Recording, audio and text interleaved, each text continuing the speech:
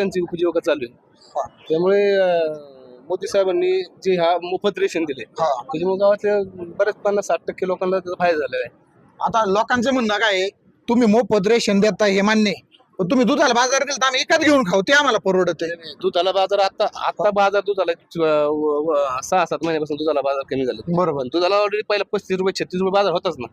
हा बरोबर आहे का नाही? त्यावेळेस देखील तुमचं महाविकास आघाडी सरकार होतं, नंतर महायुती सरकार आलं. बरोबर. त्यानंतर 35 रुपये बाजार होताच. हा. पण जागतिक बाजारपेठेत जर दुधाच्या पावडरची किंमत जर कमी झाली हा. तर तुम्हाला ऑलरेडी दुधाचे भाव कमी होणारच. बरोबर आहे का नाही? आणि आता महायुती सरकारमध्ये आदरणीय पालकमंत्री महोदयांनी 5 रुपये तुम्हाला अनुदान देण्याचे जाहीर केले आहे. बऱ्याच काही ठिकाणी बरेच जे खासगी प्लांट आहेत जे खासगी प्लांट आहेत त्यांचे जे सरकारी प्लांट राहिलेत ना, आता खाजगीकरण झालेले. तर खासगी प्लांट जे आहेत त्यांना सुद्धा काही तांत्रिक अडचणी, काहींचे डीबीटी मार्फत, काहींचे आधार लिंक नसतील,